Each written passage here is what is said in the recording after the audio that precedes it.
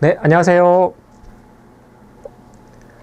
자, 직업상담사 1급 노동관계 법규를 담당하고 있는 이현덕 강사입니다.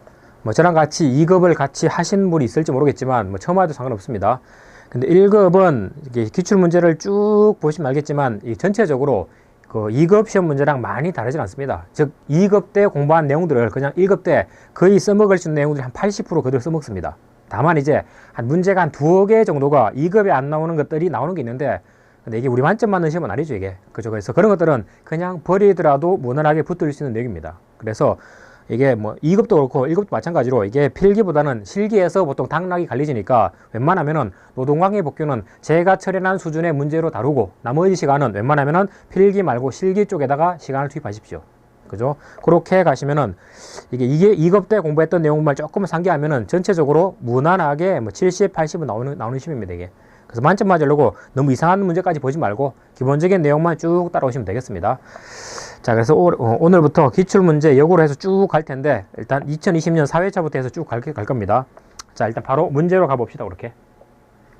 자, 일단 81번부터 가겠습니다. 81번. 자, 문제 같이 보시면은 첫 번째는 고평법 문제죠. 자, 남녀 고용 평등과 일가정 양립 지원에 관한 법률상 명시된 남녀 고용 평등 실현과 일가정 양립 지원에 관한 기본 계획입니다. 기본 계획. 즉 남녀 평등 문제라든가 일가정 양립을 위해서 만들어야 된 기본 계획. 자, 그 기본 계획이 아닌 것입니다. 아닌 것. 그래서 문제 자체에서 보면은 첫 번째, 이 법은 남녀 간의 고용에서 평등 문제. 그다음에 고용된 이후에 일가 가정이 양립될 수 있도록 대표적 육아휴직 같은 것들, 자, 이런 부분에 관한 법률입니다. 됐죠? 그래서 이 법을 위해서, 즉 평등을 위해서, 양립을 위해서 당연히 법을 만들 텐데, 자, 무조건 5년마다 계획을 짜가지고 그 계획에 따라서 이런 기본적인 법을 만드는 겁니다. 그러면은 평등 양립을 위한 기본 계획, 매번 나오는 거지 이것들, 그죠? 기본 계획에 명시되어 있지 않은 것은, 이게 명시사항이 법에 보면은 이게 총 9개 정도가 나옵니다. 9개 정도. 이거 외워야 되느냐? 자, 이거 암기하는 사람들은 이거 멍청한 방법. 암기할 필요 없습니다. 이건 그냥 기본적으로 기출됐던 내용 중에서 틀린 것들이 반복되니까 웬만하면 오답 중심으로 가시면 됩니다. 그게 아니라도 논리적으로 보시면은 평등 문제죠. 그다음에 일가정 양립에 대한 문제죠. 그러면 가만히 보면은 첫 번째, 여성 취업 촉진에 관한 사항, 당연히 여성의 취업을 촉진하기 위한 거니까 그동안 있던 남녀 고용 평등에서 차별을 해소하기 위한 내용이지. 맞겠죠? 다음에 3번 보시면은, 그리고 채용 과정에서 남녀의 평등한 기회를 보장하고, 그리고 채용된 이후에 대우에 관한 사항, 이것도 당연히 평등 문제이기 때문에 이것도 기본 계획에 들어가야 되겠죠. 됐죠? 다음에 동일한 가치 노동에 대해서는, 동일한 가치가 있는 노동에 대해서는 동일한 임금을 지급한다는 거. 이게 동일 가치 노동, 동일 임금 지급에 대한 원칙이죠. 이게 마찬가지 이것도 남녀 고용 평등 그 이후 문제이기 때문에 이것도 기본 계획에 당연히 들어가야 됩니다. 그래서 답은 쉽게 여기 2번으로 갈 수 있는데, 보시면은, 국내외. 우리나라에서 취업하는 거, 외국에서 취업하는 거. 이런 국내외 일자리 소개하는 거에 관한 사항. 이거는 우리나라 내부에서 차별 문제라든가 일가정 양립 지원이니까 국내외 이런 문제가 나오는 건 당연히 말이 안 되겠죠. 되겠죠? 그래서 이거는 굳이 이 9개를 암기 안 하더라도 내용만 가만히 생각하면은 쉽게 풀 수 있는 문제입니다, 이거는. 되겠죠? 그래서 이거는 굳이 이런 문제를 기본 계획을 다 암기하려고 덤비지는 말자. 그렇게 풀면 간단한 문제입니다. 그리고 여기 기본 계획에 대한 것은 이때 기출문제 쭉 보시면 알겠지만 모든 법에서 기본 계획이 제일 먼저 나오는데 이거 거의 문제로 나옵니다. 근데 보통 기본 계획은 짧으면 9개, 많으면 10몇 개. 그죠? 암기 아닙니다, 이거. 암기가 아니고 웬만하면 오답 중심으로 가가지고 왜 틀렸는지 그것만 잘 기억하시면 돼, 이거는. 됐죠? 자, 다음에 바로 2번 가겠습니다. 자, 이것도 간단한 문제인데, 2번 보시면 요 최근에 추가된 법령이죠. 보시면은 채용 절차 공정화에 관한 법률. 우리나라에서 화두가 되는 거. 그래서 보통 차별 문제. 그래서 채용 과정에서 이걸 공정하게 처리하기 위해서 만든 법입니다. 그래서 채용 절차 공정화에 관한 법률에서 뒤에 틀린 것은, 기본 개념입니다. 이건 쉽게 답이 1번으로 가는데, 왜냐하면은 보시면은 심청 심사 자료란 말이 나오고, 그다음에 이 자료에 대한 입증 자료. 요 두 가지를 보통 많이 바꿔내는데, 가만히 보면은 심청적으로 심사가 필요한 자료들.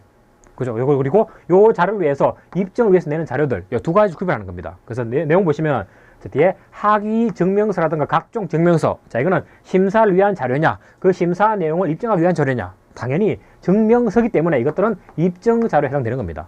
됐죠? 그래서 문제 나오는 것처럼 심청 심사 자료라는 것은 보통 자, 내가 여기에 채용되고 싶습니다. 그러면은 심층적으로 심사되는 자료, 당연히 이 사람의 각종 실적의 실적사항들. 자, 내가 옛날에 뭘 했다. 그죠? 아니면은 이게 뭐 예술학 공연이다. 그러면은 뭐 작품집. 이런 것들을 자, 나 여기 채용되니까 이거 심층적으로 심사해달라. 이걸 내는 겁니다. 그러면 이걸 심층적으로 심사할 때 그러면은 당신이 실적사항이 있다 또는 작품을 냈다 관련되는 증거자료 내봐라. 이것들이 바로 입증자료입니다. 그 입증자료는 각종 증명서 이것들이 입증자료가 되겠죠. 됐죠? 그래서 개념이 보시면은 자, 이거는 심사자료이기 때문에 증명서가 아니고 각종 실적사항이라든가 작품집 이것들이 심층심사자료가 되는 거고 자, 이 자료를 증명하기 위한 것들 이건 증명서죠. 이것들이 입증자료가 되는 겁니다. 됐죠? 요 두 가지를 매번 바꿔서 문제에서 냅니다. 됐죠? 근데 이 문제에서는 학위 증명서니까 당연히 이거는 심사 자료가 아니고 이 자료를 증명하기 위한 입증 자료입니다. 이거는. 됐죠? 그래서 이게 증명서인지 당연히 단순하게 어떤 사항들인지 요 두 가지만 잘 구별하시면 되겠죠. 됐죠? 자, 그리고 이 법은 당연히 채용 과정에서 차별이 있으면 안 되기 때문에 이 법은 원칙은 모든 사업장이 적용합니다. 됐죠? 단 자, 국가라든가 지자체에 있는 공무원들 이 사람들은 특별법이 따로 존재하죠. 그렇죠. 즉 공무원하고 지자체는 따로 법에 따라서 이 사람들에 대한 시험을 봅니다. 됐죠? 그러니까 이 사람들에 관해서는 이 법이 굳이 없더라도 이 사람들은 알아서 다 채용 과정의 공정이 이미 보장되어 있습니다.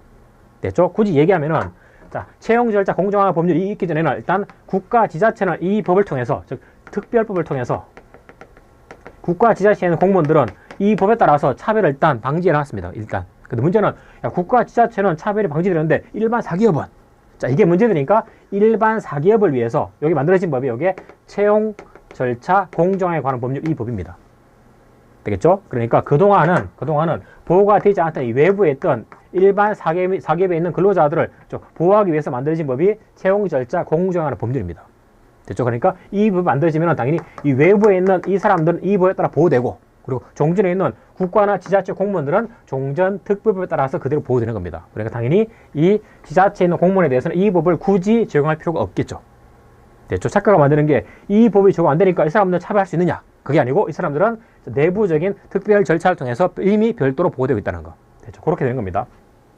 자, 다음 밑에 그 두 가지 상식인데 보시면 자, 뭐 이쪽 책으로 볼게요. 이건. 자, 구인자는 자, 정당한 사유가 없이 채용 광고 내용을 구직자한테 불리하게 변경해서는 당연히 안 되겠죠. 그렇죠? 구인자라는 것은 보통 사용자입니다. 사장님이 당연히 정당한 사유가 없다 그러면은 자, 자기가 냈던 고용 광고에 대해서 이거를 함부로 바꾸면 안 되겠지.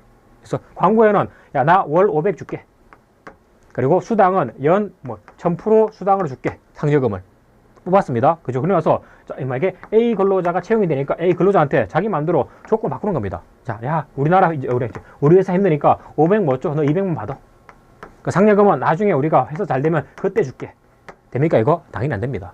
보통 이게 취업규칙으로 가면은 이런 내용들이 취업규칙에 들어가게 되면 그때는 이게 근로기준법 94조 1항 단서 쪽에서 만약 이게 취업규칙으로 도면은 이렇게 바꾸려면은 그때는 근로자 대표의 동의가 있어야지 변경이 됩니다. 이게 안 되면은 사용자가 허위 광고해가지고 채용한 다음에 마음대로 바꿔버리고 이런 문제 있겠죠. 그러니까 정당한 사유가 없으면 이것도 개정이 안 됩니다. 됐죠? 그게 만약에 그 내용이 취업규칙으로 들어가게 되면은 근로자 대표 동의 받는 거고. 됐죠? 그렇게 보시면 되겠습니다. 자, 다음에 마지막. 자, 구인자는 그 직무 수행에 필요하지 아니한 구직자 본인의 직계, 존비속, 부모님, 자식. 자, 이 사람들의 학력을 기초 심사 자료로 기재하면 당연히 안 되겠죠. 예를 들어서 자, 구인자를 뽑는데 자, 야, 너네 아버지, 엄마 직업이 뭐야? 재산이 얼마 돼? 자, 옛날에 많이 요구했죠. 왜냐면 그 사람을 보고 나서 얘네 아버지가 고위층에 있네? 얘네 아버지가 잘 나가네? 그러면 얘를 통해 가지고 선이 닿겠네? 이런 식으로 불법적으로 많이 갔죠. 그래서 법에서 자, 구인자한테는 직무할 때 굳이 필요한 것들, 자, 그런 그 필요하지 않은 것들, 이것들 기초 심사 자료 당연히 요구하면 안 됩니다. 되겠죠?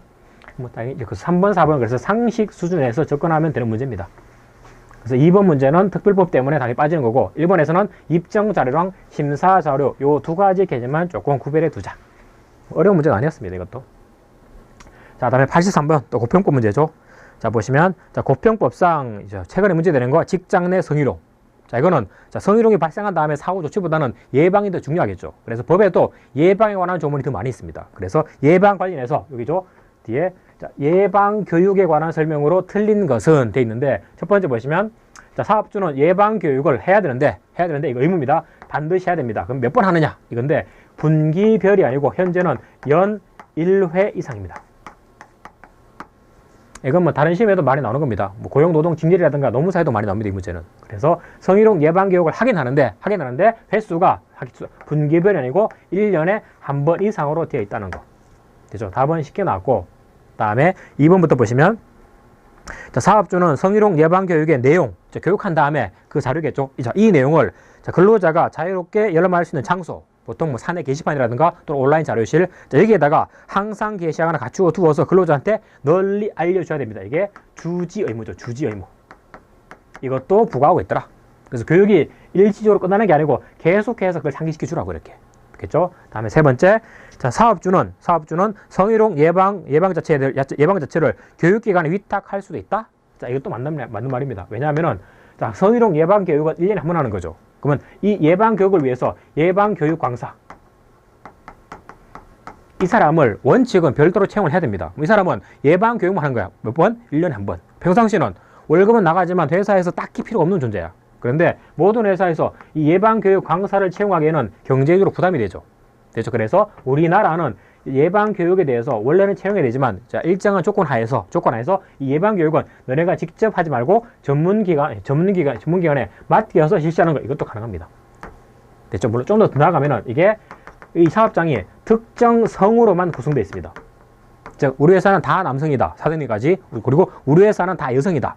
됐죠? 아니면 아주 영세하더라. 그러면은 요때는 외부 위탁도 비용이 이것도 부담되기 때문에 그때는 이거는 온라인 교육으로 갈 수도 있습니다. 됐죠? 이거 나중에 나올 문제입니다. 어쨌든 위탁해서 제 뒤에 실시할 수도 있다. 맞는 말이고. 다음에 4번 보시면 그리고 장관은 자, 성희롱 예방 교육기관이 자, 위탁받은 그 교육기관이 뒤에 정당한 사유가 없이 강사를 3개월 이상 두지 않으면은 그때는 지정 자체를 뒤에 취소할 수 있다. 그죠? 이것도 예방교육을 위탁할 때 위탁하는 것은 아무한테 위탁하는 게 아니고 자, 이게 장관이 지정한 그 위탁 교육기관에 맡기는 겁니다. 그러면은 이 위탁받는 기관은 앉아서 이 협칙이지. 그냥 위탁만 받으면은 알아서 일감이 들어오는 겁니다. 그러면은 이 장관이 위탁받은 기관에 대해서는 정기적으로 감사를 해가지고 얘네들이 제대로 교육하는 기관인지 심사해야 되겠죠. 그래서 심사해가지고 얘네들한테 하자가 있으면 당연히 그 지정을 취소하고 다른 교육기관을 위탁해야 됩니다. 그러면 취소 사유가 뭐냐? 요건데 세 가지. 그게 첫 번째 보시면 자, 정당한 사유가 없는데 자, 강사를 3개월 이상 두지 않았습니다. 그럼 교육을 안 했다는 얘기지. 그 첫 번째. 자, 두 번째는 자, 장관한테 지정을 받을 때 허위입니다. 허위. 각종 자료를 허위로 사기쳐가지고 지정받았을 때 이때 취소합니다. 되겠죠? 다음에 세 번째는 자, 강사도 있고 다 있습니다. 그런데 이 회사가 2년 동안 교육에 관한 실적이 없습니다. 즉 강사만 허위를 올려두고 나서 실질적으로 업무 안 한 겁니다. 그죠? 여기 1, 2, 3 요런 사유가 있으면은 예방교육 지정 자체를 장관이 취소할 수 있다는 거. 되겠죠? 세 가지 기억하셔야 됩니다. 첫 번째, 강사가 3개월 동안 아무도 없더라. 두 번째는 허위로 지정을 받았더라. 됐죠? 마지막은 2년 동안 교육에 관한 실적이 없더라. 됐죠? 요것만 좀 기억하시면 되겠습니다. 보통 정답은 여기 예방교육의 횟수, 요게 주로 정답으로 많이 나옵니다. 자, 그렇게 보시면 되는 문제입니다. 이것도.